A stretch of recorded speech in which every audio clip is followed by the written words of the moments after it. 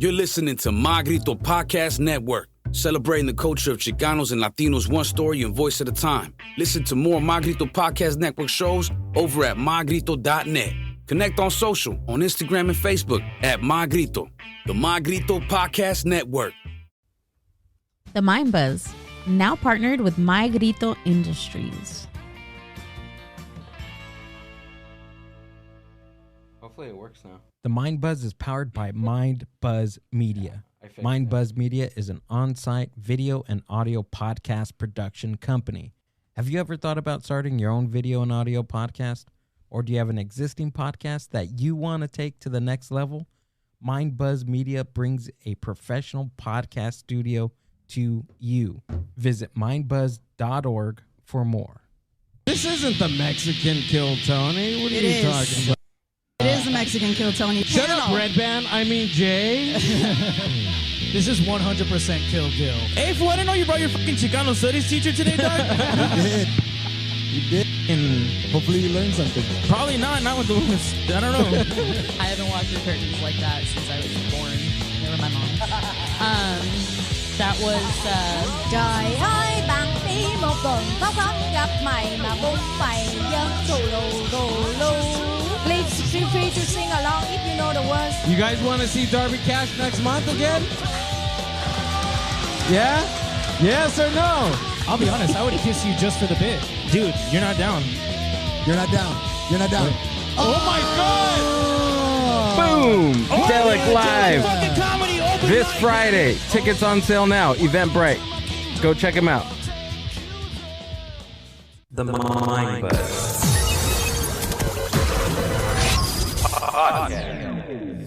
Frank is on the podcast.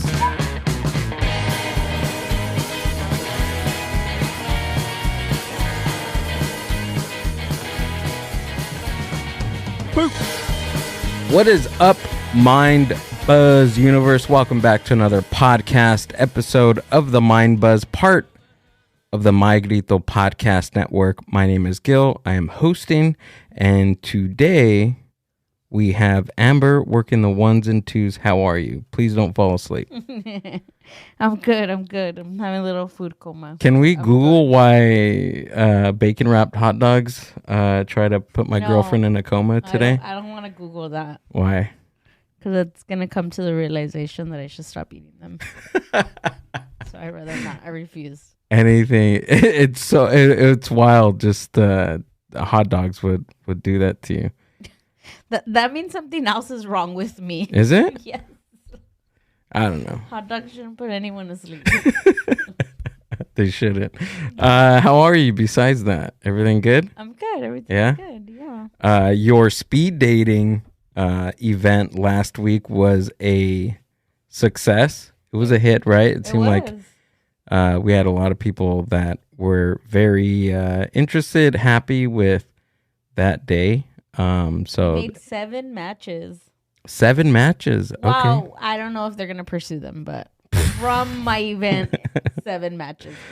7 potential ex-wives and ex-husbands at that event. Cool. Yeah. That was really cool. So what's the next thing that you have coming up for that? Like event wise or that one? Event wise, and because you're gonna do multiple speed dating. Yeah, right? So we have on July 7th, July 6th, we have another speed dating, and that one is for women seeking women. On July 7th, we have a Hello Kitty pop-up there at Horchateria. And then on the 12th, we have another speed dating, men seeking men. And then at the August 2nd, we have 45 plus speed dating event. 45 plus? Yeah. We had a lot of people say, hey, we want 45 plus.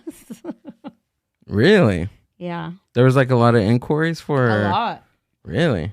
Yeah, so you know those divorcee mamas and papas want to find someone. Bring out your Theas, ladies and gentlemen. Mm-hmm. Get your Thea wifed up again.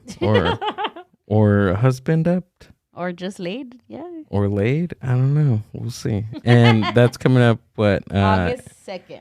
August 2nd for that. And then, did you mention your Hello Kitty pop-up? Yes. You did? On July 7th. That's going to be wild. Sunday. That was fun last time. Yeah, it was great. That was crazy. Awesome. Come out and do that. Other than that, we have Delic Live, which is this Friday. Tickets are on sale now at Eventbrite. Really cheap. Go check them out. You've seen the intro video. That's basically how it is. We have Darby Cash coming out. We have the Roast Champions at the Ontario Improv coming out and guest hosting with me. Also, who else? We got James Jablonski hitting the stage. And I think Johnny is going to be there too, Johnny Gold. So it's going to be really fun. Come check that out. And then always every Wednesday we have our open mic at Horchateria. Sign-ups, 8:30, 9 p.m. start time. Cool. Anything else that you could think of? I'm good.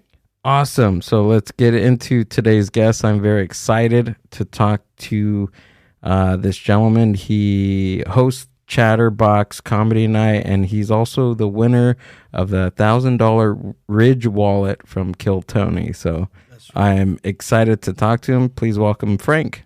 Woo. Thanks, man. Thanks for coming out and doing the podcast, brother. I forgot to ask you how your last name, how it's pronounced. Oh, it's pronounced Ulloa. Ulloa. Yeah, so the two L's make the low Y sound. Okay. Very few people ever pronounce it right, so. Do they say Ulloa? I've heard everything. Yeah? Yeah, so anytime someone asks my name, am I too far? Yeah. All right, let me get a little closer here. Cool. Yeah, anytime someone asks my name, I just tell them what it is, and I spell it out every single time. Ulloa. Yeah.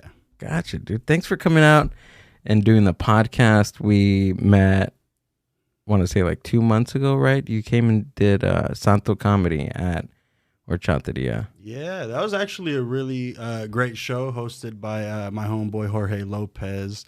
And I didn't even know of that place. So for those that aren't familiar, which, I mean, I'm sure your viewers, you guys talk about it all the time, but it's a coffee shop type, like / brewery type place.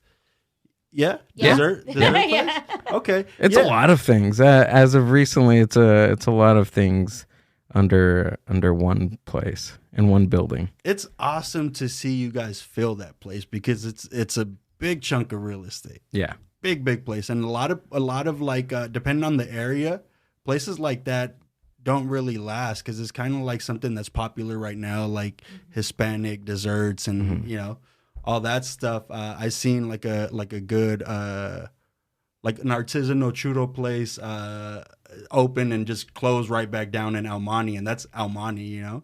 But at Horchateria, the place is huge, and there's people there all the time, which is crazy because you guys have the comedy shows in the back part of it, which is like a little ballroom. Yeah, our gallery. Is that the gallery? Yeah, we call it the gallery. Yeah. So, which is really nice because it's separated from the people that are there that don't want to listen to comedy. Oh, yes.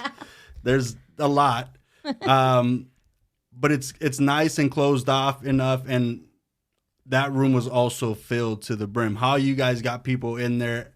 I never know. I never know how comedy shows are successful. I just show up and perform sometimes, but it's a great thing to see. Yeah. And again, it's just good to see a brown-owned business succeeding like that. Hell yeah, dude. Yeah, we've been around for 8 years now. Wow. So okay. We've been thriving for a while, and we're continuously evolving and trying to add new elements for our building and for our community as well. So comedy shows there is just the tip of the iceberg of what we offer the community, and they seem to like it. Hell yeah. Speed dating too, huh? Yeah. I love how you're going through announcements, by the way, and you laughed a little bit when you said like men seeking men. Yeah, because I was like we love, you know. Everyone love who you love, but it's always a little funny like for men loving men because we're so disgusting. You know, like women liking women, they're hot. We get it, you know, but men smell. I mean, sharing a locker room with men my whole life, I know that they don't shower frequently, you know? Yeah, men are gross. Yeah.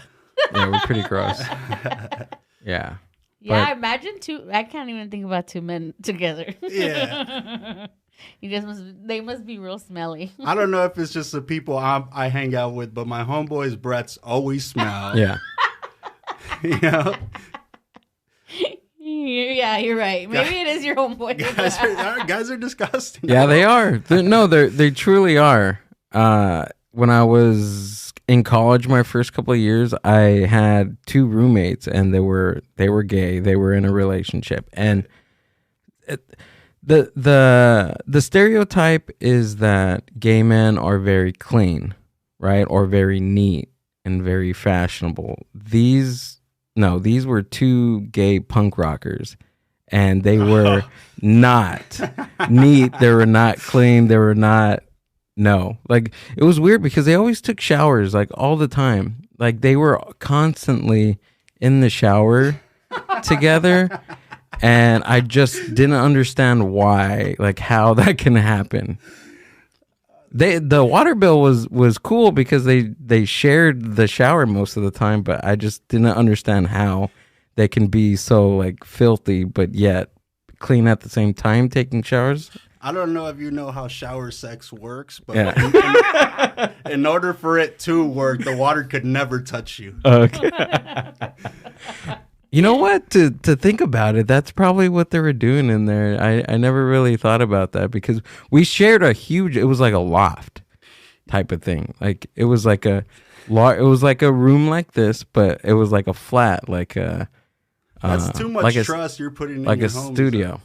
Yeah. To think that 2 lovers are going in the shower strictly for productivity. Maybe I think maybe I was just you were just dumb. I was dumb, naive. They're like, "Oh yeah, Gil, we're gonna go take a shower." Yeah, right. You're like, wash up. Yeah. But at least they're consistent because being clean, not punk rock, my friend. No, exactly. I got them new loofahs and everything. No wonder. Shut up. Those loofahs didn't use those, but college, dude, we're experiencing everything, man. I lived with them for a couple of years. They were 2 good guys. Yeah. They used to get into some wild fights, dude. One of them had a septum piercing, and they were both drunk. We used to party all the time, smoke weed, drink all the time, and the one like skinnier, smaller one used to get really drunk. And then there's the other guy, his partner. He was tall. He was really big punk rocker guy. And they used to pull each other's septum rings when they would fight, dude. Sorry, yeah, they used to fight each other, and they used to get so mad at each other and pull each other's thing. And he used to like bleed. Like it used to get rough, dude. Oh shit! It was crazy. That is crazy, but like I would expect nothing less, you know. Like I think the scariest kind of gay guy would be a punk rock. Punk rock, you know? Piercings everywhere, dude. This guy was tall, big mohawk. It was wild stuff, man. Yeah, if you guys get into mosh pits for pleasure, like imagine how much more they do for pleasure. Yeah, it was wild. It was a good time though. College, like I said, it was fun. Where'd you go to school? I went to Valley in San Bernardino. Okay. San Bernardino Valley College. Yeah. Yeah, we went out there, and then I did a couple years at Mount Sac. I was going back and forth between Pomona and San Bernardino Valley College. You did the Latino tour, man. Yeah. You can't die without scratching Rio Hondo off your list, bro. Yeah, I gotta hit it. I think I was thinking about doing some like Chicano studies or something at Rio Hondo, like early on. So I don't know. I'm not dead yet, so who knows? I could be talking about my professor next year. No, don't be hack either. You know that's what they want us to take, man. Take an aquatics or something. Aquatics. I heard they have a pretty good program for Chicano studies at Rio Hondo. I'm sure they do. Yeah. It's a lot of these like community college, and I didn't spend much time in any of them, but I hopped around obviously too. They do have a lot of attention and little clubs for us, man. Clubs? Yeah, like you know, during lunch, there's always someone outside protesting something, and it's one of us most of the time at community colleges. Yeah. I don't know. We'll see. Rio Hondo. I was thinking about it because I was trying to get a Chicano studies professor to come on to the podcast to talk about the Chavez Ravine. So I was kind of like going towards that. I was like, oh, this is pretty interesting. I think it was about a year ago. I was looking into the whole Dodgers thing and LA and the LA Dodger Stadium and Chavez Ravine, and I kind of wanted to know a little bit more without reading and taking, some studies. So I was like, I'll just bring the professor onto the podcast and maybe we can talk about it. The reason we all watch podcasts to begin with. Right. Just to skim through skip the reading. Exactly. That's cool, man. Yeah. Chicano studies teachers hate me, man, because I got resting Dodger fan face. You're a Dodger fan? I'm not. Oh, okay. But I look very much like it. Yeah. And I grew up in LA, so I'm sure everyone thinks that I'm in favor of the stadium. What fan are you? Like baseball. What team? Yeah, baseball. No, actually, I'm not a big baseball fan, surprisingly. Basketball? Yeah. Yeah. You know what? I don't want to lose my masculinity card, but I'm not a big football fan either. No, neither am I, dude. I honestly, I'm not a big sports person. I mean, maybe about a year and a half ago, like when I was really into the Dodgers, about 2 years ago, like 2022, I want to say, I was pretty heavy into the Dodgers, and then I kind of like just stopped watching. It's expensive, dude. It's expensive to be a fan of anything, man. Because you have to have the MLB, right? You have to have cable to watch it, or go to Buffalo Wild Wings, or go to a sports bar to drink and eat and watch the game. And plus, if you want to go to the Dodgers Stadium, it's another $100 for a hot dog. Dude, it's crazy, dude. Especially when I feed my girlfriend hot dogs and she falls asleep. I can't be having her fall asleep at the stadium. I can't carry you out down there, and especially on the parking lot. I hate Dodger Stadium, so you're fine. Yeah, see? So it's expensive. You need to get your price of admission worth, man. Yeah. And I feel you. Like I'm a sleepy hot dog eater too. But it just doesn't add up. When you think about science and while we're talking about sports, is like people do hot dog eating challenges all the time. Yeah. And they don't eat a little bit of hot dogs, No, they eat a lot. You know what? I think we need to figure out what their secret is. Their body is like trained to do that. On pure, like, I'm going to take this down and I'm going to, what is it called? Like, you're digesting it. And my body is not, unfortunately.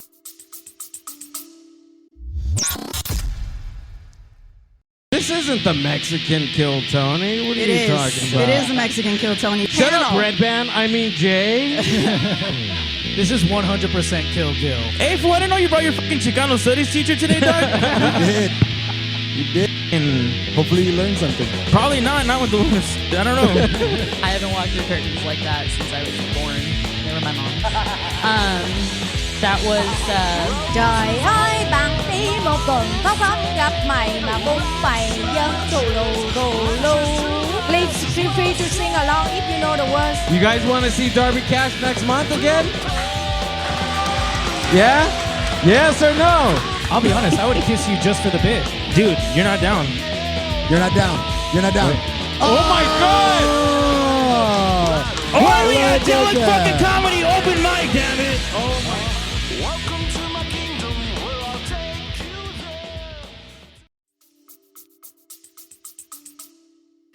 you there. Yeah. Well, let's talk about the price of hot dogs these days, huh? We got to train them. Right. How much are they right now at the Dodger Stadium? Do you know? I don't know. Last time I checked, they're like $15, I think. Dodger Stadium, I'm sure, but like the streetcar vendors. Yeah. Oh, those. Don't even get us started with that. Oh my God. They used to be like $5 for a combo. Yeah. You remember that? Yeah. Hot dog, bacon wrapped hot dog with the veggies on top, bag of chips, and a can of soda for $5. Now it's like $10. It's doubled. Yeah. For one hot dog, right? For one. Well, the last time we were on, was it Santee? Santee, is it Santee Boulevard or Santee Street? We were in downtown. Downtown. We got it for $9.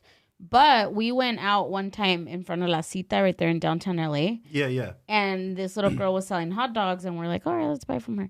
She sold us one hot dog, no chips, no soda, for $8. And I was like, jeez. That's not cool, man. Yeah, no. I mean, when you're drinking, you don't mind. Yeah. And sometimes you want to think that you're helping the person out, but then you realize that they're just working for someone higher who owns a bunch of hot dog carts, you know? Yeah. So you kind of feel bad for them, but they're working. Yeah. They're that's another thing too. Most people don't realize is that it's the people working those carts or those fruit stands. It's not their business. They're actually working for that's somebody else's business. Right. It's not theirs. Right. And the same thing probably for the people that sell flowers or oranges. Sometimes it's not their business. They're just working for somebody else. That's why I would never argue about price with the hot dog vendor, but I'm going to talk shit the whole way home. I got to vent to someone, you know? Yeah. Like, God damn, why did I spend $8 on a hot dog? And I can't eat just one, so it's not $8 for me. Shoot. That's true, dude. You get out of whatever you're at in LA, and they're just right there. So they're really good. Yeah, can't say no to them. You can't. Them. Exactly. I love the setup here. By the way, I was telling you a little bit earlier, but this is nice, man. Everything's cool. Everything looks so high tech. The one thing that stuck out to me was a label-less water bottle. Yeah? Yeah, that's how I know success. Anytime I've ever been on camera, and they have me a water bottle with the Kirkland label, I'm like, what kind of broke down shit? What kind of bootleg shit is this, man? Amber's working on get me a Mind Buzz label for the water bottle. We're working on it. That'd be cool. We got some things in the works for that. I don't know. Yeah. Dude, so you've been on Kill Tony. You mentioned something about the $1,000 Ridge wallet winner. Yeah. So what is that? To this day, it's my one claim to fame. Yeah? Man. Yeah. No, it was just a cool little. So I've been on Kill Tony 3 times. And the first time I was ever on, they were having like a giveaway that night, a Ridge wallet sponsor. So I don't know why at some point Tony just thought to ask like, hey, what kind of wallet do you have, you know? And I didn't even have a wallet. I had like a little manila envelope that was even torn in half. And all I did was just carry my ID in there because I needed my ID to get into the Comedy Store. Yeah. All my money's on my phone, whatever, you know? So I got on stage, he asked me, I pulled it out, and he's like, what the fuck? Like, you can't write shit better than this, you know? Yeah. So he said, this is what we're going to do. We're going to give you a new wallet, a Ridge wallet, which I still have and use to this day. And he said, and we're going to give you $1,000 cash. Damn, dude. It was all there, man. And this was back in what, like 2019, 2021? This is when he was still in the belly room at the Comedy Store, right? No. This was the big room. I get the names. I don't know what the rooms are called. But the big one that with all the big headliners. This might have been 2018, 2019. Definitely pre-pandemic. Mm-hmm. But yeah, this is back when Monday nights used to be lit at the comedies. How long have you been doing comedy? Getting to my 1.5 year mark. Okay. Yeah. I haven't been doing it long. I started. So this happened to me when I was 10 months into comedy. Oh, shoot. Okay. Yeah. But back then, I remember Monday nights at the Comedy Store was lit, man. Yeah, because they had, you would sign up for Potluck, which is the Comedy Store open mic live. So you would show up, get in line at around 6, 5:30, whatever it was. And you can also sign up for Kill Tony. And at that point, Kill Tony had been getting bigger and bigger. So it was worth it for people to show up to the Comedy Store on Mondays and line up. And you see all your peers there. It was awesome, you know. Comedians, open mic comedians that you're normally friends with act like they don't know you there. It was really? a fucking party. And that still happens, bro. You'd be surprised. But yeah, that was back then. So pandemic changed everything. And I don't know if the Comedy Store is as lit these days, but I know that Kill Tony's not there anymore. So, and they do potluck through like an email system. Yeah. So it's not as packed. But I've seen people post those about potluck. I gotta sign up. I haven't done that yet. Yeah, it's great. It's a good thing when you're ready, but also like I don't know if you could ever be ready for that room. That it's crazy. It just got like it's where we all want to be. Don't get me wrong, but the room just have like a dead feeling in it. You know? Feeling. Yeah, like even when you do good, you tend to leave there feeling like everybody hates you regardless. It's a weird feeling to describe. That's me after every set. So I'm fine with that. I don't know how to describe it, but don't get me wrong. That's where I want to be. It's just kind of like SNL. Like no comedian watches SNL, but that is kind of the ultimate goal for us. Right. Yeah. It sucks because I became a fan of Kill Tony like during, I want to say like within this past year. And to hear that they used to be in LA for God knows how long kind of sucks because now, granted, they come out and do the YouTube theater and all the other places out here every once in a while. Kind of, it's cool. And then kind of, I have to go to Texas. I have to go to Austin to actually see the show or try to get on it. But I mean, I don't know. I think Austin trip would be pretty fun. Have you been? No, I haven't. Have you? Awesome. Yeah. To do comedy? Yeah, I've been there twice. That's just a great place to be. Yeah. Yeah, it's like an adult theme park. It's a college town. On the weekends, the main street that has all the comedy clubs, 6th Street, they shut it down. And not for no farmer's market either. There's people just walking through the streets with their drinks, partying, being crazy. It's awesome, man. You really have to balance out work and play there. Because I don't go without a reason. So I make sure that I try and book a few shows before I get out there. And day of, I'm like, you're drinking from the start of the day. You're at the pool. So by the time nighttime comes and it's time to go to your show, you're like, God, I don't even want to do this shit, But this is a dream. This is why we came out here. It's an adult theme park. Adult theme park. Yeah. That's a good way to put it. I try to get out there once a year. I've only stuck to that twice. But the first time I was out there was fucking phenomenal. So I got pulled on Kill Tony again. At the Comedy Mothership? Well, no, this was back at the Vulcan. Oh, okay. That's right. I seen that on your page. This was awesome. So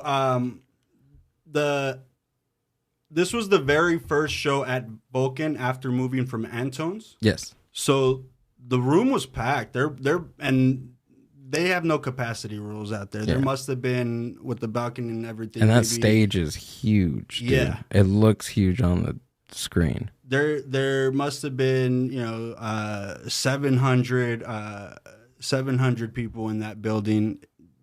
It was awesome. That was Hans Kim's first episode, not even as a comedian. They brought him up. That was post cancellation. Mm-hmm. So they brought him up to sing the national anthem before the show started.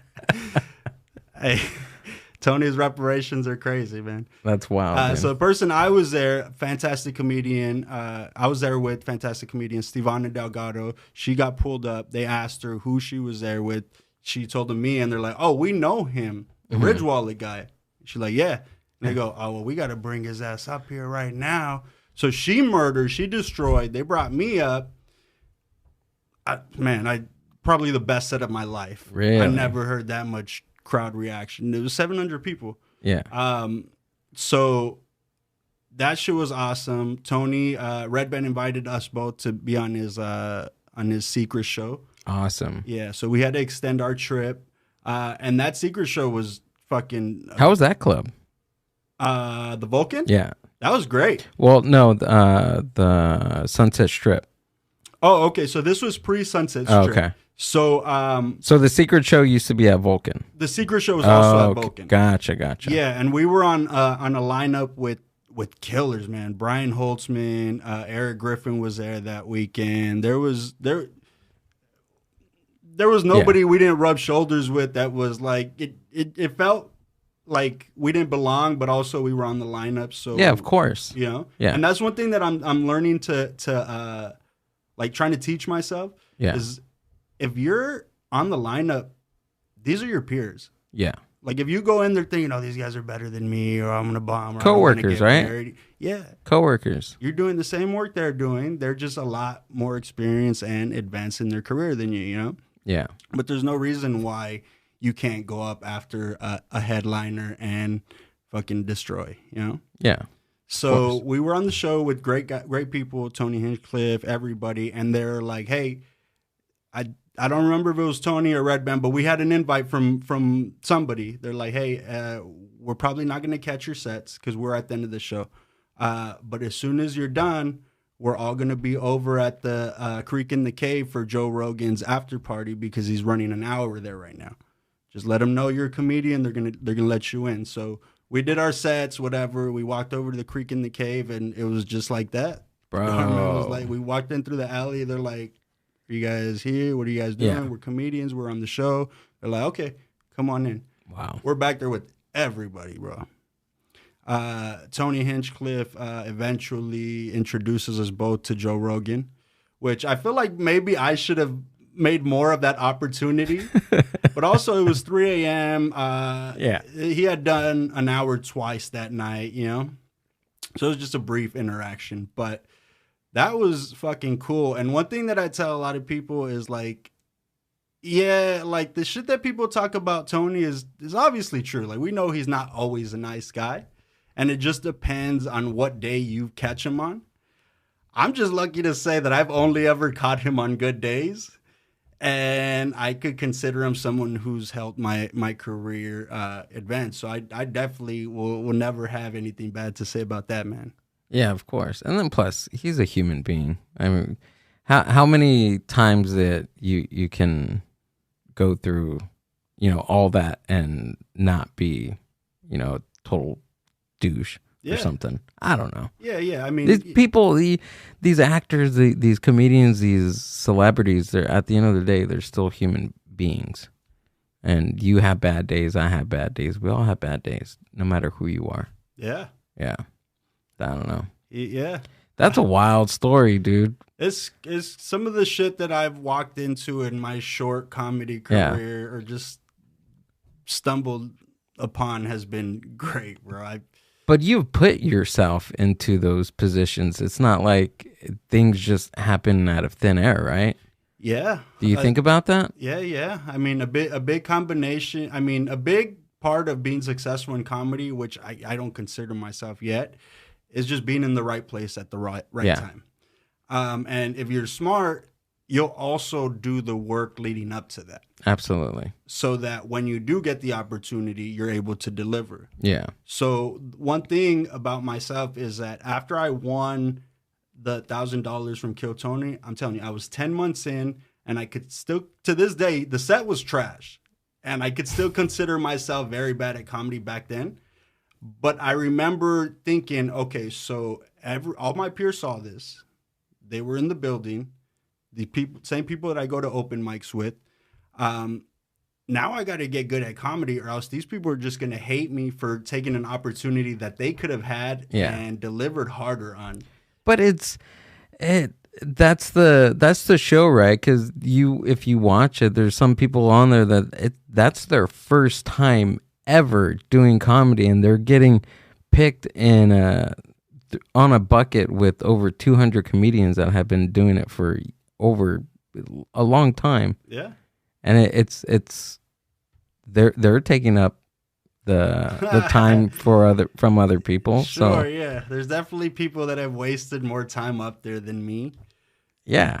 But now I'm known as $1,000 Ridge Wallet winner, so I don't want to walk into an open mic, stink it up, and people be like, "Fucking this guy." You know? Oh, okay, I see what you're saying. But also, I was 10 months in, and I was just tired of bombing. Also, Yeah. So I'm like, all right, I gotta figure something out, man. I think I read a couple suggested books and just started hitting more mics and writing more. And again, job's never done, but writing wise, I'm a lot more comfortable sitting down with a premise these days than I was back then. I didn't even know where the fuck to start. But that's cool, dude, because you read books. Honestly, you're the first person that I've talked to that practices stand up and is a comedian that has read books or listened to any books on stand up. That's always my suggestion to comics that are feeling like uninspired or I don't know what to do next, or we have these group chats and we all talk about like this and that, but that's always my suggestion, dude. My suggestion is always like books. I'm a nerd. I know how to take direction, and a book to fall back on when you're practicing anything is always a good thing to do. Yeah. Because it's a tool. It's a tool. A book is a tool. Yeah. To be an insightful reader, right? That's how I look at it.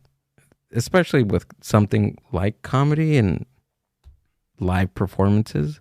If there's a book on it, fuck it. Just read it, dude. Yeah. Because a lot of us that go into comedy are like undiagnosed dyslexic and, have, like attention span problems. Yeah. So when you go out there just trying to wing it, like that's never going to work. It's hard. Yeah. Like, to this day, I take a note card on stage with me, which at least has a set list or like stuff that I want to talk about. Because I'll fucking forget. You get into the motion and you start hearing people laughing, and it can go downhill from there. Sometimes I gotta look back and remember where I'm at. But even just like you said, in the form of a book, you need direction. Yeah. You need something to guide you, or someone that's been there before to say, hey, this worked for me. Try it out. And, you might not agree with everything in that book, but that's just like our parents' guidance growing up. You pick and choose what works for you, and you apply it eventually, Yeah. That and some things may be outdated. Like you watch, you search comedy how-to, right?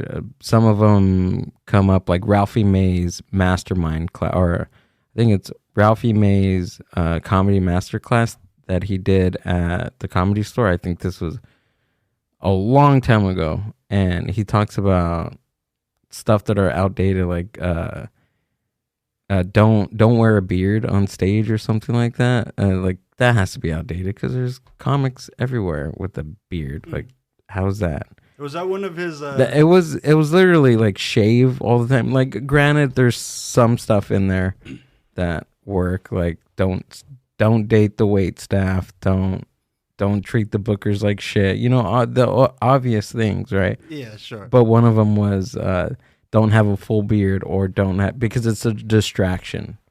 Or don't wear hats on stage because it's a distraction for the audience, and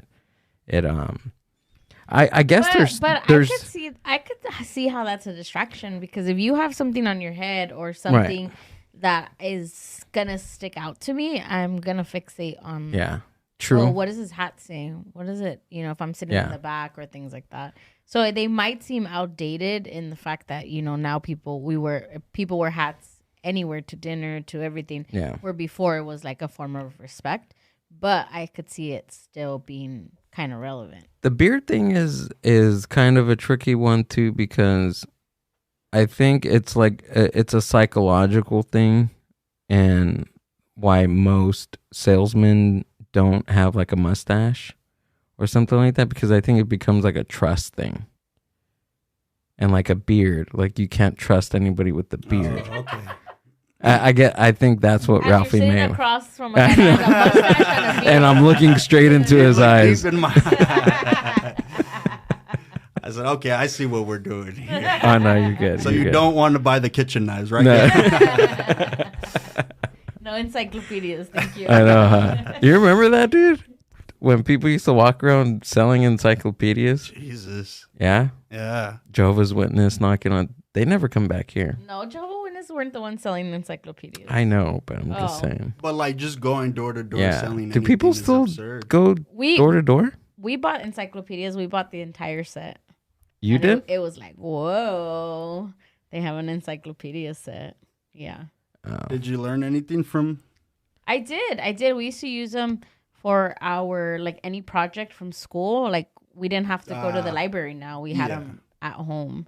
So it was pretty cool. That was, that was Wikipedia back in the day. Yeah, or Google or all of those. Exactly. I remember my uncle talking about going door to door. When he first came to the U.S. and that he came to live with us, he went out and he met this guy. I think he was like washing dishes at first. And then this guy was like, hey, I'm making a lot of money selling pots, like door to door. Selling pot? Pot, no, not pot, but pots, like ollas, like like cooking pots. And he was like, yeah, are you serious? And he's like, yeah, it's really easy. And, do you wanna join in? And, I can get you started. And well, my uncle, and he didn't consult like with my mom, like, hey, do you think it's a good idea? Like, he just one day was like, hey, I quit the other job. And then he like left our house. I remember him, pobrecito, because he tells me this right now.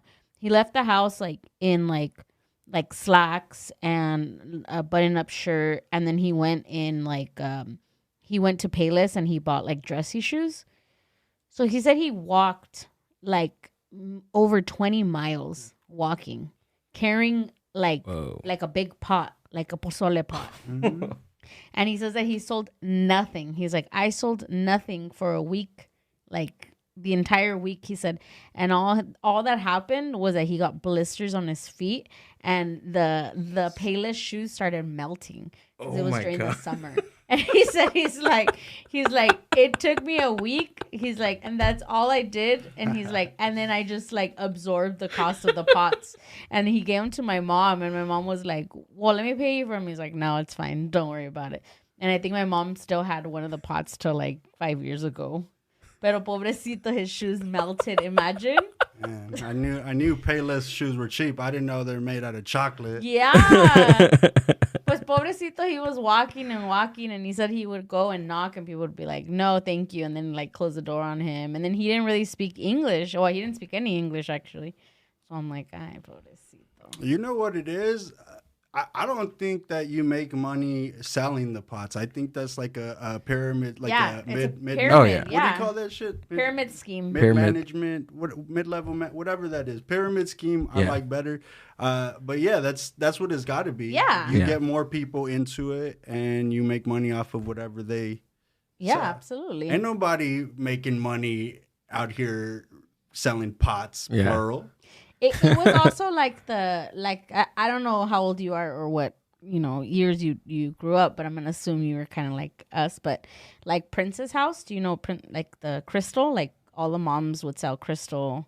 No, not crystal drugs, Avon. but Avon. Well, Tupperware was Tupperware. Okay, let's say like Tupperware. One. My mom sold Tupperware. Tupperware was such a scam because as a seller, like your mom probably My mom was a scam. Your mom got paid in Tupperware.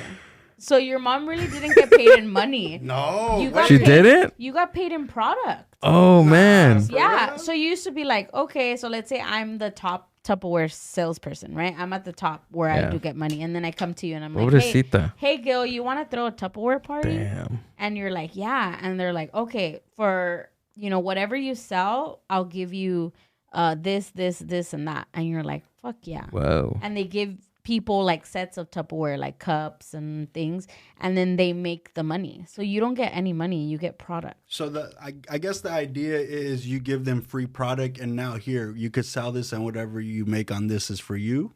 No, you got like no money. Huh. So you threw a party, right? That was the thing, was throwing like Tupperware parties or princess house parties, and you would invite all your comadres, all your friends, all your sisters, everything. I remember that. And someone would come, and then they would set up a table and display all these products. And then they would purchase the products, and then you as the top seller would keep the money. And then you'd be like, okay, person that hosted, that let me come to their house, you can have X amount, $500 in product, but not in monetary cash. Do you see what I'm saying? So then ladies' houses were filled of like Tupperware and Prince's house, but Wait, hold on. never made money. So they give you like blowing your guys' mind. They give you the Tupperware? Yeah, they would give you like that was how they paid. So you don't buy it. As a host, they would give you Tupperware. Like that was your incentive to sell it.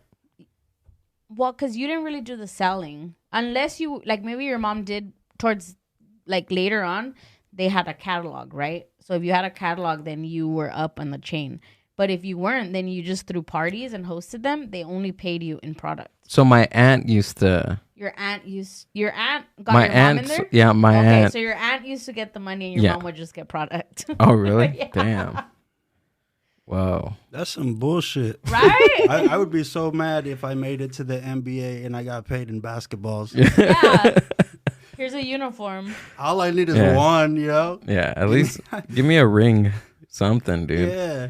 But that's so I don't know. I don't know if that was a Hispanic thing in my community. Because we never had Tupperware. They were still packaged shit in like old mayonnaise jars. Yeah. My mom got sucked into Avon, and I don't know how long she did that, but I remember there were some boxes. Yeah, Avon did allow you to make some money because my grandma used to sell Avon. But there at Avon, it was like you went to the store, the Avon store, and then you bought the product for half the price or 75%, whatever it was. And then you made that other portion to your customers. Oh. That's how that one worked. So that you did make money. Definitely. So Avon, you made money. Tupperware, you didn't. Mm-hmm. And NBA, you get paid in basketballs. 3 biggest pyramid schemes in the Hispanic community: Avon, Herbalife, and religion. Yeah. Yes. Yeah. Absolutely. 100%. Man. Yeah. Religion being top. my family was so deep into the Christianity, and not just any Christianity, Spanish Christianity. Really? You ever been to a Spanish church? I've been to like a Christian church, but never a Spanish one. Oh my God! The same energy you get from a reggaeton song, you will get from one of their church songs, and then it's all downhill after that. So it's like I've been into a Baptist church, not like a Southern Baptist, but like a heavy like. How far down south are we talking? Like I don't know. Like it was. Not past the border? No. Okay, not south enough, bro. No, I don't think so. But it was like one of those where like people wore like purple suits and yellow suits and jumping up. Are you in a black church? Yeah. Really? That was crazy. You did? There was like a lot of energy. One time I did. I got invited to one. That's some Steve Harvey bullshit. And I went. There was a lot of Steve Harveys in there. A lot of Cat Williams in there. Original Kings of Comedy concert. The original taping. Big pimpin'. Dude, it was crazy. It was wild. The energy in there was just as crazy as I'm pretty sure like a reggaeton concert. Yeah. Yeah, I could imagine that. Yeah. So your family was pretty religious? Yeah, my dad's side of the family. So both sides found Christianity, and that's just a theory I have, is like when a Mexican couple divorces, like one of them turns to Christianity. Yeah. That's what always happens. Like born again Christianity? Like born again type of denomination? No, they just escape everything. The Catholic Church, Ash Wednesdays. Like, let's try something totally new. Yeah. Because Ash Wednesdays, that's Catholicism. Yeah. Okay. Do you remember what type of denomination of Christianity it was? Like what kind? Because there's a lot. Christianity that's the one thing religion is. It's branches of a lot of different. No, I don't. I just know that there was. So my mom started taking us to Christian church when we were young. But that was like a white person Christian church, and the feeling was way different than like the Spanish churches I would go to with my aunts on my dad's side and stuff. And these people were more like a little more extreme, Like nothing too crazy, but Disney was a devil. I remember when I was like 7 or 8, I got a Stone Cold Steve Austin t-shirt. I had to take it off. I had a Spider-Man action figure that got broken one time. What? Yeah. Oh, that's sad. Dude. Yeah, it is now looking That's back messed at up. it. You know? Yeah. Religion, but that shit, religion's for adults, you know? Like, don't bring the kids into this. Exactly. So it was just two very different sides. Yeah, of course. Especially when you, as a kid, you like all that stuff. Like I remember when, because my family was super religious. Some of them are still pretty religious, but when I was growing up, I think I was like 11 or 12, my favorite color was red. And I had these red pair of Dickie shorts that my aunt didn't let me wear because she said that if you like only gay people wear like bright colors, and I wasn't able to wear those green or those red Dickie shorts. So it's haunting me, dude. So he never wears red. Not your aunt knowing exactly what's gay, bro. That's right. What I'm saying. Hey, didn't that? No, never mind. I can't say it on here. I can't say it on here. Oh man. I thought you were gonna say, red is the color of the devil. The devil? Everything in hell is red. We don't wear red. Maybe that's why. Maybe red is the devil and red the devil's gay. I don't know. Maybe. Devil's got to be gay, bro. It has to be. He has right? to be. That was punk rock as shit. As a matter of fact, I think I was the roommate with the devil and his boyfriend. Just like I think South Park, in South Park, the movie, the devil is gay. Yeah. And his boyfriend's Saddam Hussein. Oh, shit. Yeah. I didn't grow up on South Park. I was more of a Simpsons kid. Oh, okay. Well, also, we didn't have cable, so I had to watch this. that was the only choice. Well, I watched South Park when I think, like back in the day, around like 2003, 2004, it would be, South Park would be on Channel 5, like really late at night. Oh, okay. I remember that. Yeah. Yeah. That's how I was able to watch, because I didn't have cable either, dude. Yeah. Yeah. You used to stay up and watch it? Yeah. Did you ever stay up and watch Cheaters? Do you guys remember that? Oh, yeah. I remember that show. It was on like at midnight. It was on regular TV?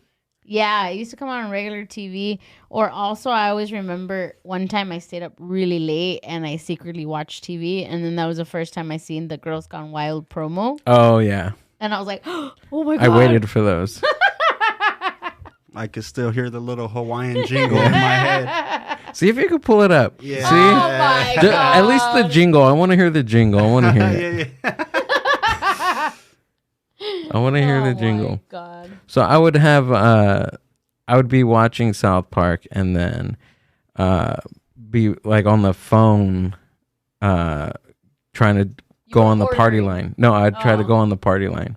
Yeah. Just to hear people talk. Yeah, I used to go on there too. I was too young, but I used to go on there and just like stay quiet. Yeah. Or just listen to, well, I used to just listen to, there it is.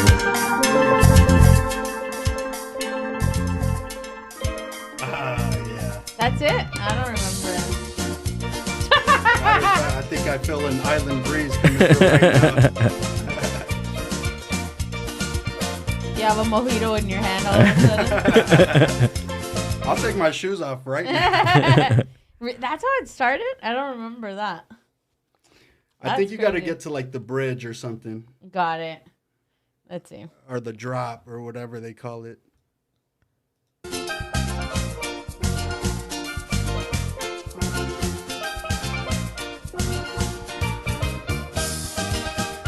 If you call now, you get 2 tapes for the price of 1. That's right, $19.99 for all these tapes. It sounds like it's like that the whole time. That's funny.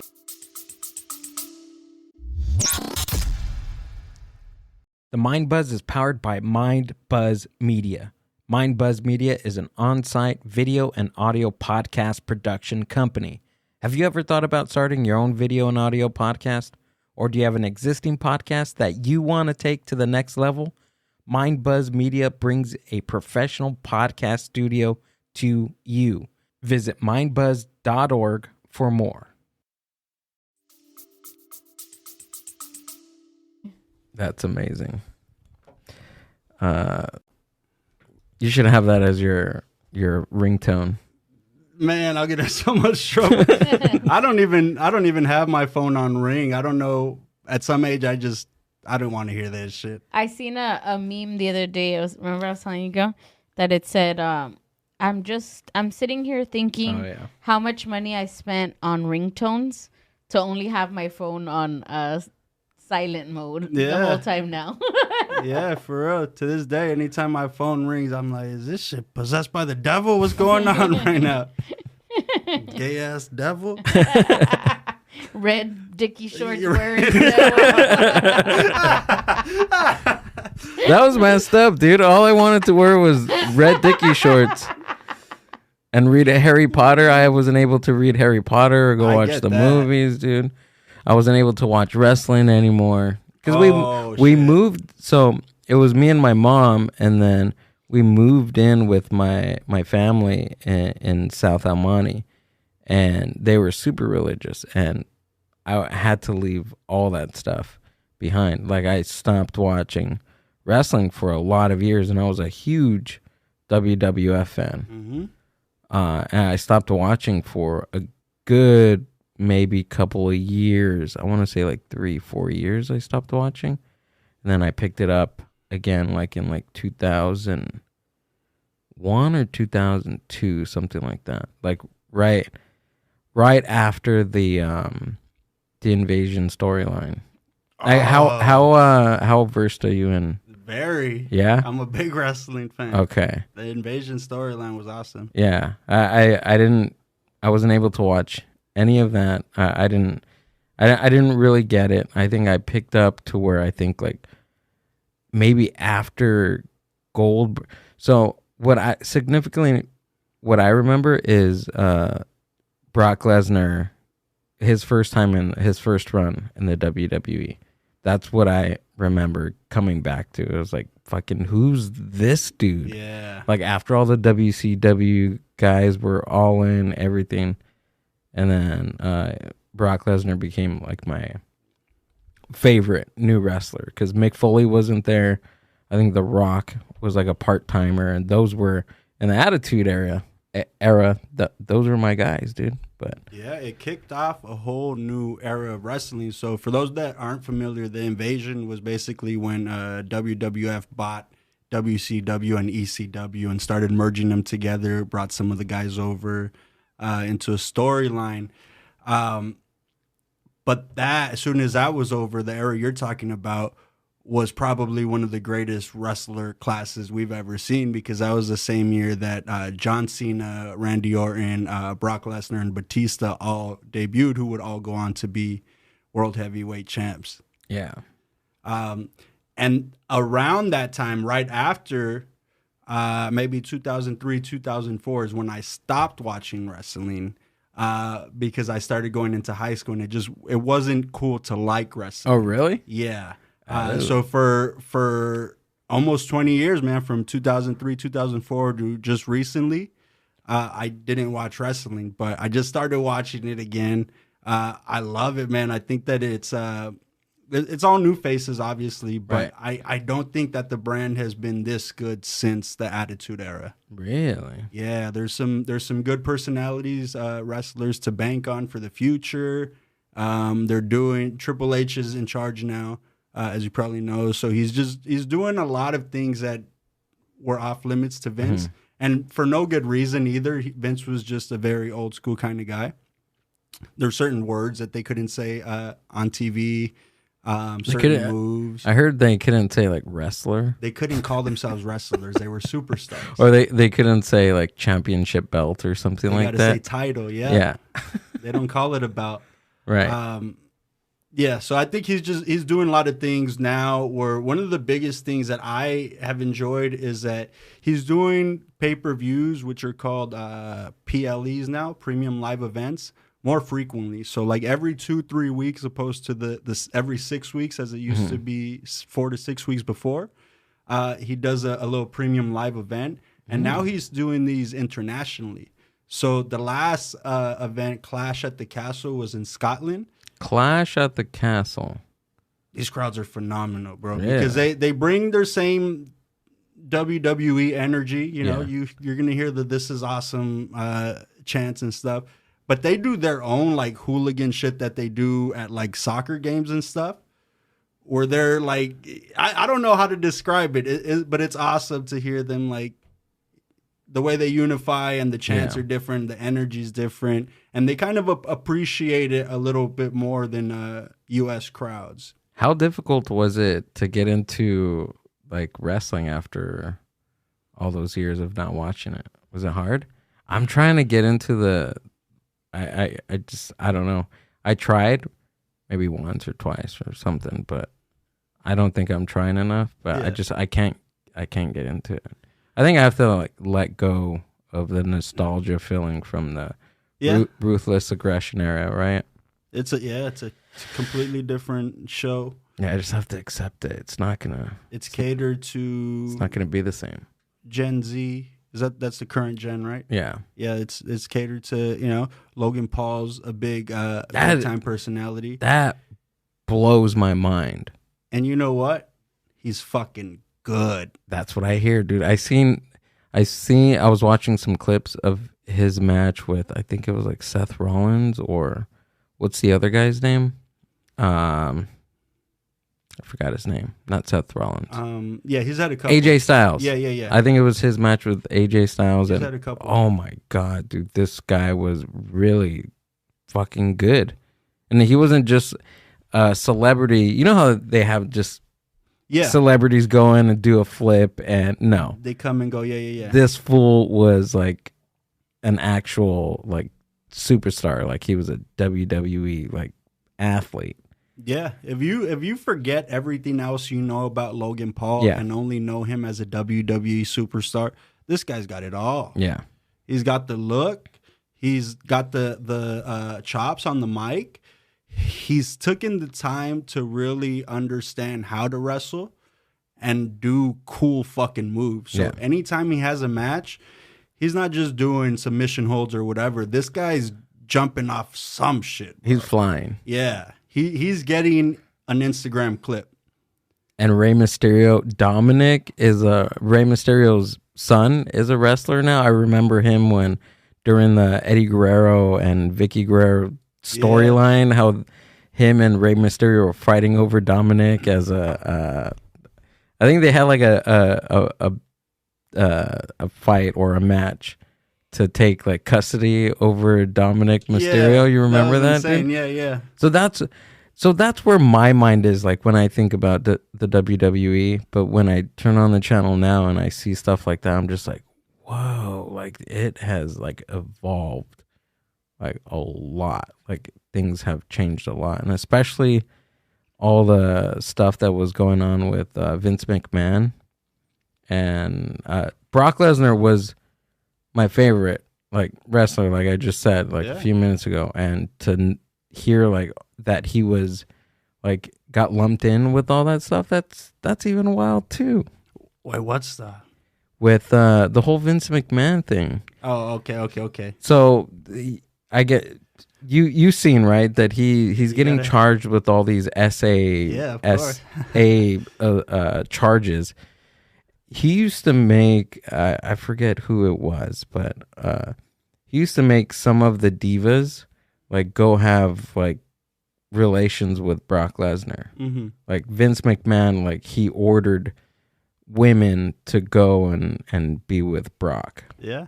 Like as like a form of, I don't know if you want to be on my show or something. Yeah. It was always a leverage thing with Vince McMahon. He was very powerful and he exercised that power, man. Yeah. Definitely don't care for him personally, but he built a legacy too, so. Yeah. Yeah. And it's crazy, dude. It's crazy to see the WWE as a PG type of product. And when it first, not the golden age, but like Attitude and Ruthless Aggression stuff, like those were my, like, I loved wrestling because of that. I don't know. I'm just giving excuses why I'm probably not going to watch it. No, that's fair. That's fair. But it's like, But I love to hear all the stuff. Like I see, I don't know, you probably met him before. Owen Parker. He's that's a good buddy of mine. Yeah, him and we talk about wrestling. We don't even talk about comedy when I see him at mics or shows. Me and him, we talk about wrestling. And he told me the last time we were in Claremont, he was telling me, he was like, dude, if I ever do your podcast, we're probably just going to talk about wrestling for 2 hours. And I was like, yeah, you're probably right, dude. Yeah. No, Owen's a good buddy of mine, and we talk about wrestling too. Yeah. He'll just DM me some random shit on a day. Be like, hey, what do you remember this? Or hey, what do you think about this? He's a good guy. Yeah. I think that wrestling has changed. Yeah, there's not like bra and panty matches and like hardcore type matches. Kiss my ass matches. Exactly. But I think that it's matured in a more creative way because it had to, which is kind of like comedy. True. Like we had the whole cancellation era, or the you can't say this, can't say that. True. So okay, that's a good point. A lot of lazy comedians said, well, that's it, comedy's over, we can't say nothing. But good comedians, it just forced them to be more creative. Right. In their presentation, and I think that right now where wrestling is we don't get all the good shit, but also porn's free these days. We really don't need the bra and panty matches. That's true. We just need them to be think outside the box and make it look realistic. You got me there, dude. That's right. That's absolutely right. I'm telling you, give it a shot. Now that the Roman Reigns had been champion for like 3 years, and I hate talking bad about artists or like athletes, but this guy sucked, man. This guy, his skill set sucked. His mic game sucked. I didn't like him just the first time. I think I seen him in like 2012, and I think because I had those moments where I'd just flip on the channel and, let's see what SmackDown is all about right now. And it was like 2012, and Roman Reigns I was like, yeah, this is lame. I'm not going to come back. So I changed it to something else. His signature moves like a super punch, which we know like that. I thought it was a spear. He that's one of his moves. Oh, okay. But anyway, he's not champion right now. Cody Rhodes, American Nightmare, which is just a whole new era and a new face of the company. But also after him, you got like 7-8 guys who are going to be in that conversation too. So it's fun. I would say give it a shot. Sometimes it's hard. Yeah. I don't know, Amber. Are you ready? Because when I get into stuff, dude, I just obsess over them, and I'm afraid that that's going to happen. That I'll be talking about wrestling and comedy for like 6 months. Amber, are you ready for that? She's not listening. It's gonna happen, bro. I am. It's gonna happen. It wasn't until this past year that I'm like, you know what? I don't care how much it costs. I'm gonna realize my childhood dream of going to WrestleMania. I'm into wrestling enough right now, and I might as well just knock it off my list. Yeah. Now, So. And again, that's just a result of what you say. Is when you get into something, it's expensive. Right. Exactly. Did you go this year or? No, I'm gonna go upcoming year in Las Vegas. Oh, they're gonna have it in Vegas. Yeah. And now it's 2 nights. That's wild. To me, I didn't know that. And I think Coachella is like a week or 2 before that. So, man, I got to start resting now. Do you do Coachella too? Not regularly. Oh, okay. I did it once. I loved it. It's not sustainable to do every year, stuff like that. But I want to start doing that stuff again. Yeah. A friend of mine, Mario, he's a DJ, Mario 81, and he took me to Lucha in TJ. about a month ago, and we were just hanging out before the match got started. We were hanging out in the parking lot, partying in his car, and we were watching SmackDown. And we were watching it, and like he was telling me, like trying to keep me updated on everything, and he was like, "Oh yeah, the women's division is like top notch. These are like real wrestlers. They're not divas." And we watched the match, and there was a lot of action, right? Like there are matches, there are actual matches happening on the SmackDown that we were watching, and it wasn't promos because I think I turned the TV on SmackDown. Like I said, like I just go through it, or I was at the gym and I was watching SmackDown, and swear to God, it was Roman Reigns with the other guys when he was back with the Shield or whatever. Yeah, they were doing a promo for like 20 minutes, and I'm like, dude, when is the match gonna start? Like, is there anything gonna start? And that was like, I want to say like 2 years ago. It's probably changed now, right? Yeah. There, I mean, yeah. If you get mic time these days, you have to be precise. And it's not until I started doing stand up that I really started judging wrestlers on their in ring. Because it's like, cut the fat. Say what you got to say and get the fuck out of here. Yeah. You know, that line didn't hit. Don't act like it hit. You know. Right. It's just stuff like that, I guess, critiquing. But that's one thing that they should be good at. And if, you know, any wrestler wants to get better, I would say that he should take up stand-up. Stand-up? Yeah, because you just got to tell us what you're talking about. Tell us what's cool, interesting, or funny about that shit. Yeah. And then tell us what you're going to do about that shit, bro. Who's your favorite wrestler? Of all time? Yeah. The Rock. The Rock? Yeah, hands down, man. Why? There's nobody I wanted to be like more than The Rock. Like I could understand our dads or like people in the 50s or whatever that era is like admiring James Dean or something like that. Because it was like this guy was good at his craft. Yeah. Everything he said was butter. He fucking looks cool. He fucking acts cool. You know, like no one ever makes The Rock look silly. I want to be that guy, you know? And I remember anytime his music would drop, my hair would raise. You've been to a lot of concerts, man. You know music. Yeah. When your favorite band or your favorite musician just plays that tune that you know so well, you get the goosebumps and your hair sticks up. Right. Anytime that theme music would drop, I was standing on my bed, eyebrow up. Can you do the eyebrow? I can try. Oh, shit. There we go. There's your camera right there. There it is, dude. I remember I spent all summer trying to learn how to do and I finally got it, dude. It was awesome. It literally took me a whole summer to learn how to do it. A whole summer? Yeah. Fuck. I think I was in like third grade I was in second and then going into third grade. And when they did pictures, I did the Rock's eyebrow for my picture for like third grade or something. Yeah. I remember people would tell me, like, if you keep doing that with your face, it's going to stay like that. I was like, oh, hell yeah. I got to keep practicing then. Yeah. Yeah. I'm looking right now. I think Amber's on this vintage like shop thing right now. And I'm asking her to find some like good, like I want to get a original Stone Cold Steve Austin t-shirt, like the original one where it says Austin 316 and then the back has the big skull with the flames on it. Yeah. Gotta look for it, dude. But I know it's gonna be a lot. I love vintage collecting. Yeah. You like reselling stuff, Amber? Some stuff, but most I keep.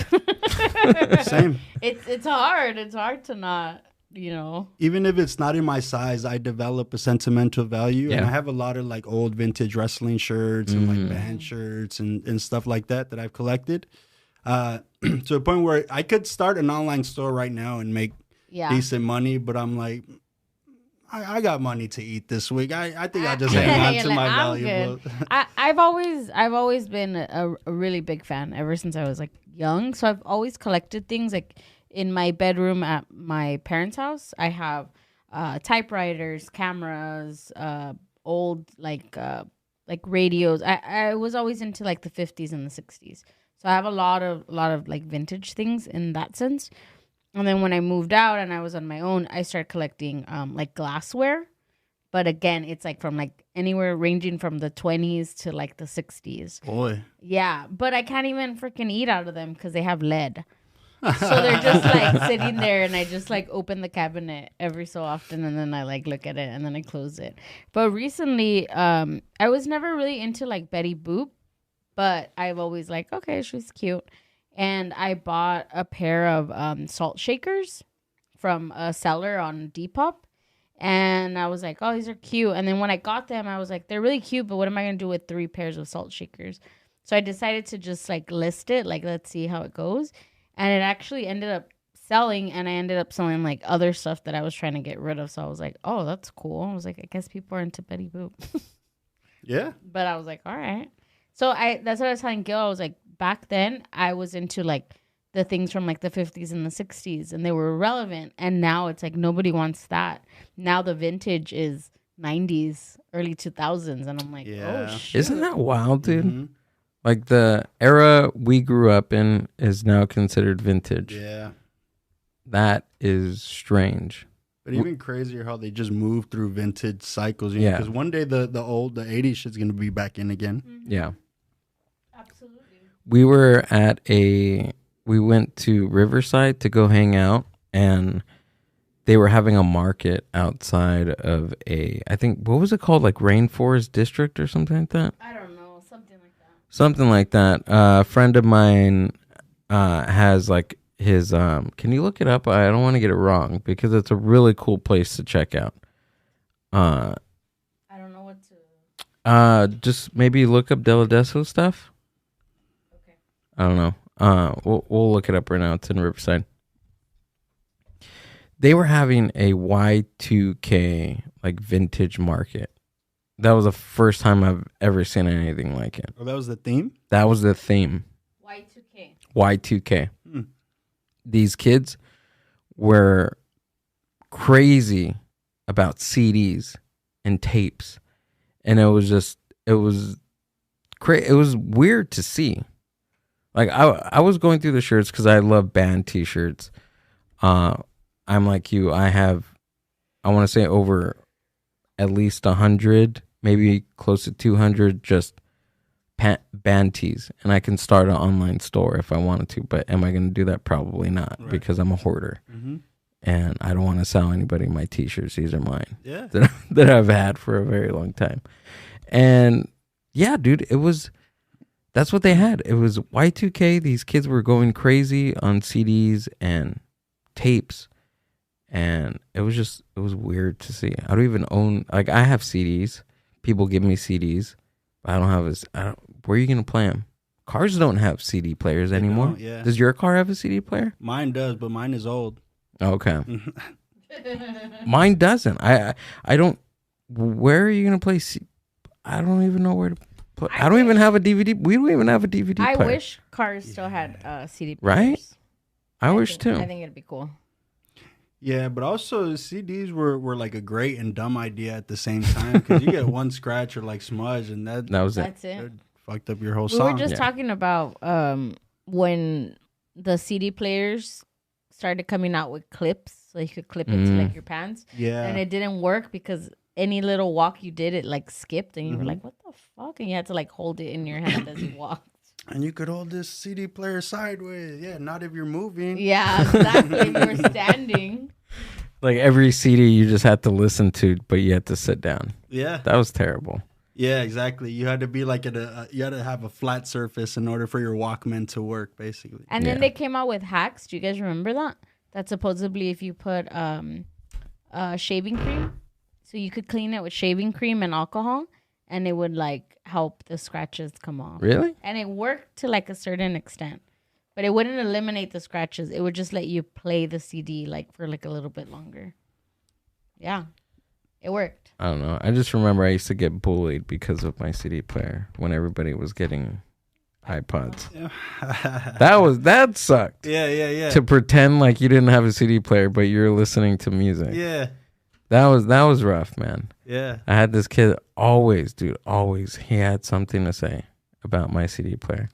He's like, dude, like, it was like first period, and every time he had to say something about my CD player, he was like, dude, what CD players are so old, man. Like, you should get an iPod. You should get an iPod. I was like, I was a fucking poor kid, dude. Like, I couldn't afford an iPod. At least he was nice about it. He didn't like roast. He just said, "Hey, the CD players are old, man. You should get an iPod." I know. I felt old, dude. We were the same age in the same grade, and he was like, "Disco's dead, man," or something. You know what I mean? That's fucking funny now. See? You didn't give your bully enough credit, man. I thought he was a bully. I didn't know he was an artist. Yeah, he was an artist, dude. I forget his name. I wish I remembered his name. But yeah, he's to poke fun at me because I had a CD player. I think one time I think I was having a really bad morning that day, and I told him that like it didn't matter like what I listened to on my CD player. I just knew that it wasn't gay music that he was listening to or something. I had something. I was just so mad. I just had it. I wanted to throw my CD at him. On the bottom of my red shorts, let me tell you this. I remember walking like a certain way too because I didn't want to scratch it up. Yeah, dude. of course. I was like super into Kiss too back then. Oh, okay. So, I was gonna ask what's a CD that you would play. It was like Kiss or like Black Sabbath or something like that. Okay. I'd rather listen to a tape than to hear like a CD player like skip because tapes didn't skip back then, did they? That's fair. Right? Yeah. Think about I feel that. like society took a step back during that whole era that CDs were a thing. Yeah, and tapes were, well, they weren't thinner, but they were smaller, right? Yeah. And you can place them anywhere and they wouldn't scratch. Yeah, owning a CD was like wearing a fresh white tee, you know? It's like... Yeah, it's good now, but once you get a smudge on it, you're done, bro. Yeah. This shit is rendered useless. That's true. Do you separate your whites when you're doing laundry? Yeah. You do? Yeah. Of course he does. Is that a thing? People do that? Yeah. They're supposed to? Yeah. I mean, I don't want to get into science, but, the colors just leak over. It's not science. Tell him it's not science. Yeah, Gilbert throws everything in one load. I'm saving water. I'm trying to be like, I'm trying to be like my roommates back in college. But then, what? You're trying to be gay? She was the girl in my class that made fun of me having a. I was the one telling him. She was the one roasting me. I have a CD player now, and she's still talking shit. That's I'm just crazy. kidding. I wonder what your roommates used to do with this, bro. But what It all makes sense now. The Spider-Man. The Spider-Man. Yes, you're supposed to separate clothes. I don't know. I gotta ask. No, you don't have to ask anybody. We're telling you. But I also only wear white socks, so. Okay. So you own a lot of white clothing. Yeah, there we go. Not a lot, no. Again, I'm very messy, so this is like a rare white shirt that I do own. And I've already worn it twice in its existence, so this is probably the last time that I can. It just. Oh shit. Yeah. Well, it's gonna be on the internet forever. So. Oh hell yeah! At least I got some longevity out of it. Like, yeah, I honestly really want to go through my closet and see how many T-shirts I have. I really want to do an online store, but then I kind of don't. I'm scared. Because what if somebody really wants my T-shirt? Yeah, like, exactly. What if they want it? Yeah. It's like, yeah, I want. I'd be able to eat. It's like called hoarding. Like this shirt, like Amber's sister. Every time I wear this shirt around Amber's sister, like she's like, let me have it. I'm like, no, you can't have this shirt. Yeah, same. It's one of those things, just like you, where I want to open my online store, but what if people buy the stuff? Then I got to give it to them. You can reject the sale. Then I got to part ways with it. Yeah.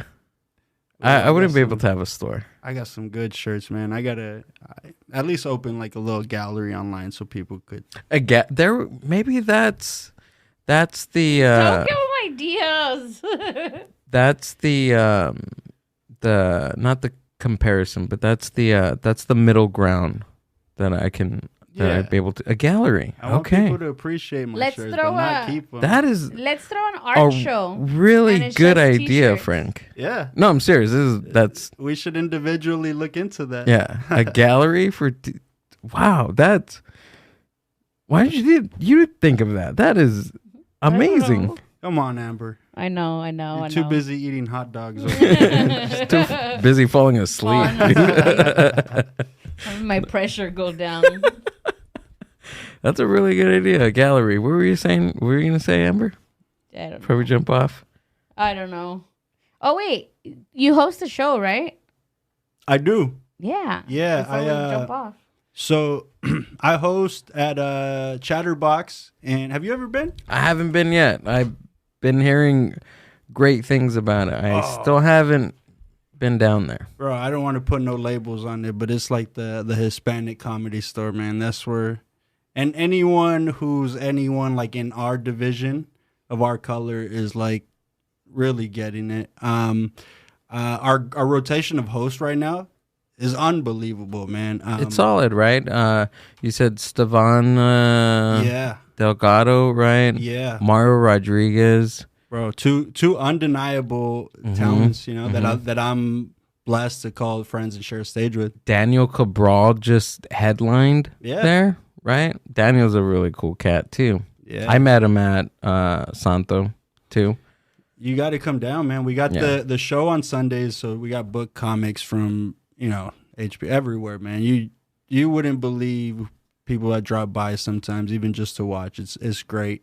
And then Thursday nights, we have the open mic, which starts at 8 o'clock. That's a whole vibe in itself, man, because you get the good, the bad, the ugly, but everybody's there for the mic, so there's no diverted attention, yeah? Yeah. If you do good, everybody sees it. If you do bad, everybody sees it. But again, man, our current rotation of hosts is like no other, man. I like to compare it to like one of the 80s or like early 90s seasons of SNL.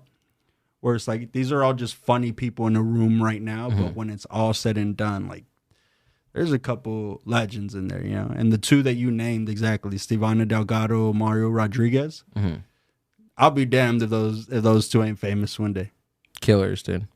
For sure. There's people with talent, and then there's undeniable talent, and you just can't teach what those two do.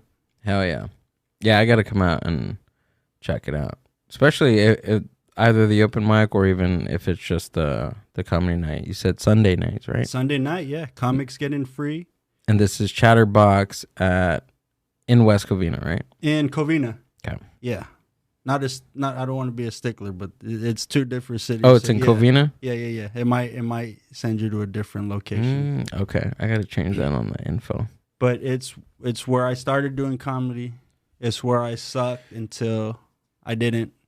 And it's where I work now, man. And that's a cool thing too, because that's where you started, and now you work there, and now you host it. So that's in itself, it's got to be something, right? Just continued moving, man. I started an open mic comic, and then a book comic, then a host, and a security guard. Now I'm bartending. I want to own it by next year, bro. Between you and me. No, I'm kidding. But it's one of those things where if you just get tired of sucking, you can do something about it, yeah? Yeah, of course. It's got to have that acceptance, right? Yeah.